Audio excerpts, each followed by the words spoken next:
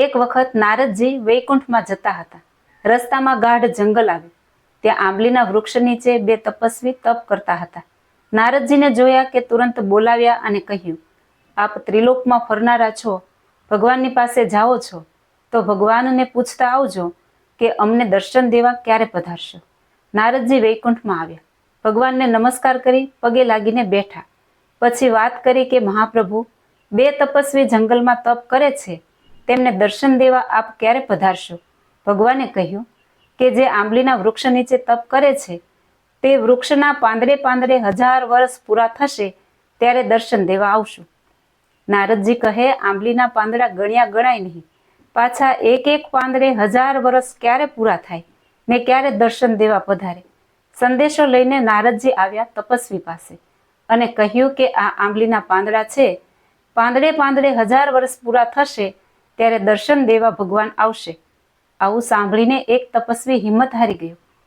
ઊંડો નિસાસો નાખીને બોલ્યા, આટલા વર્ષ ક્યારે પૂરા થાય? ભગવાનને દર્શન દેવાની ઈચ્છા લાગતી નથી. આવું બોલીને તરત રવાના થઈ ગયો. મારે હવે તપ કરવું નથી. બીજા તપસ્વી હતા, તે હિંમતવાળા અને શ્રદ્ધાળુ હતા.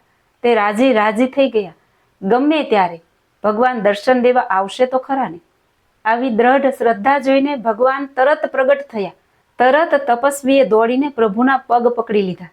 વાહ મહારાજ વાહ, મારી ઈચ્છા તમે પૂરી કરી. નારદજી આ જોઈને સ્તબ્ધ થઈ ગયા. પ્રભુને કહ્યું, મહારાજ, તમે પણ ખોટું બોલતા શીખી ગયા છો. મને કહે આંબલીના પાંદડા જેટલા વર્ષ જશે ત્યારે દર્શન દેવા આવીશ, અને આટલી વારમાં દર્શન દેવા આવી ગયા. પહેલા કહેવું હતું ને. ઓલો તપસ્વી બિચારો નિરાશ થઈને ચાલ્યો ગયો. ત્યારે ભગવાને સરસ જવાબ દીધો, નારદજી, હું તપ, જપ કે ધ્યાન ધારણા સામે જોતો નથી, પણ ભક્તની શ્રદ્ધાને જોઉં છું.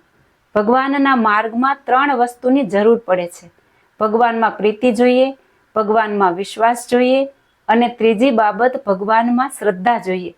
શ્રદ્ધાવાન ભક્ત જ્ઞાનને પામે છે, તેથી તત્કાળ પરમપદને પામી શકે છે.